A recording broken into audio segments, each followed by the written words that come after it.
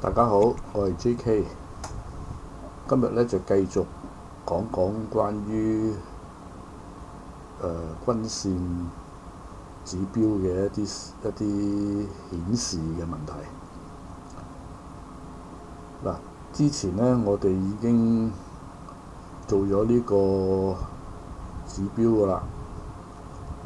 嗱，依家我哋喺日 K 嘅 time frame 裏邊睇出嚟效果唔錯嘅。但係問題，如果我哋去呢個細呢個 time frame 嘅話咧，就發覺嗰啲柱線咧縮到好細。呢個就因為我哋嗰個 Y 軸啊，佢就住我哋嗰個顯示嗰啲位置咧，而自己調整咗之後咧，就將嗰個 K 線嗰個情況就壓縮咗，我哋睇上嚟就冇咁舒服嘅。嗱，咁我今日咧我就會講解一下我點樣可以將呢個 time frame 底下嘅情況改善翻，做到個效果咧就同呢個喺大 time frame 裏邊顯示出嘅效果差唔多嘅。嗱，我哋進入翻嗰個編程器裏邊喎。嗱，我哋睇翻我哋顯示嗰啲上下箭嘴嘅時候咧，我哋係通過嗰個 time frame 乘一個係數，就令到個位置有改變嘅。呢個係數嘅情況喺大 time frame 嚟講咧冇問題，但係如果喺細 time frame 嚟講咧，就變咗會放大咗好多倍㗎啦。嗱，只要我哋就係喺呢度做啲動作，我哋就可以喺唔同嘅 time frame 裏邊有唔同嘅顯示嗰個距離嘅。嗱，咁我喺呢度咧就加咗一個變量 DL， 咁呢個 DL 咧就會放喺呢個原本呢度成0.99噶嘛，咁我哋加條公式落去。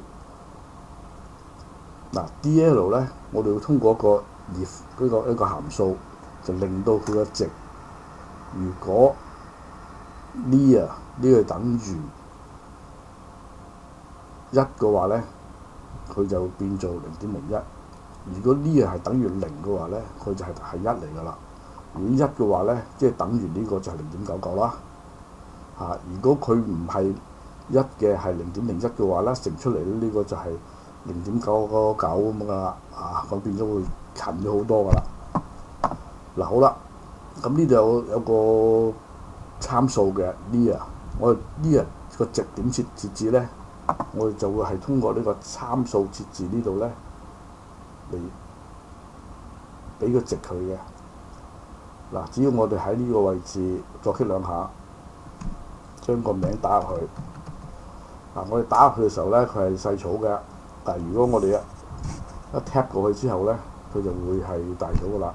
因為我哋睇大 time frame 嘅機會係多嘅，所以我默認值一直就係0啦。好啦，如果我哋睇細 time frame 嘅時候咧，我哋設置1。咁呢個參數咧，我只係俾佢就喺0同1之間轉嚟轉去嘅啫。咁成個 pick 拍掣啦，呢個可以關啦。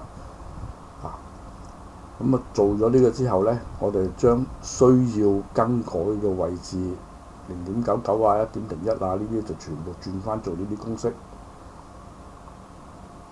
金三角又係，死紅谷又係。嗱，但係金叉銀叉咧，因為我哋喺嗰個位置咧，就係 MA10 冇乘任何嗰個係數落去嘅，MA20就係啦，冇乘任何係數落去嘅，所以變咗我哋係唔需要更改呢兩個嘅。好啦，改完之後，測試通過應用，我哋翻嚟呢度啦。嗱，我哋刪咗呢個原本指標先，我哋開呢個指標。嗱，因為依家呢咧係一個當前值係0嘅，所以同之前嗰個 MA test 嗰個指標係一模一樣啊！呢個情況。如果我哋將個 time frame 轉到1分鐘，呢個縮細咗啦，因為呢啲距離大咗啊嘛。只要我係喺呢個齒輪呢度入去，將個參數改為1，呢個咪恢復翻好似大 time frame 時候嗰個距離咯。好啦，我哋即使改咗1之後咧，我哋睇翻大啲嘅 time frame 咧，譬如睇翻日線啦，效果差唔多嘅，因為近好多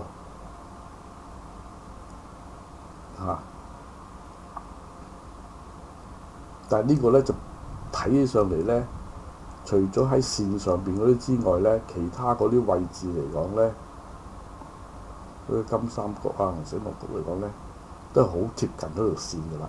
因為我哋設置嗰個時候咧，係同嗰個線係嗰個關係嘅，50天線嗰個關係嘅。咁睇上嚟咧，佢同嗰個線上喺嗰個50天線上邊差唔多㗎，呢個就位置。如果我哋改翻做將個 near 改翻做0，個位置咧就會拉翻開㗎啦。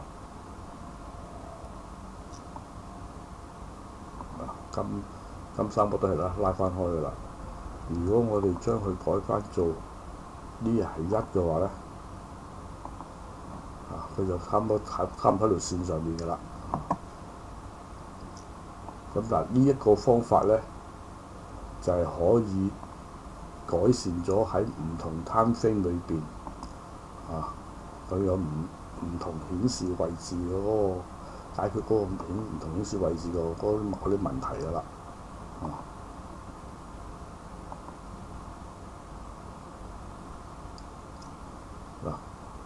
加一個參數，加一個自變量，更改個公式，我哋就可以好輕鬆解決咗嗰個顯示嘅問題。咁呢個大家可以理解一下。今日所講嘅就比較短啲，係咁多。多謝各位。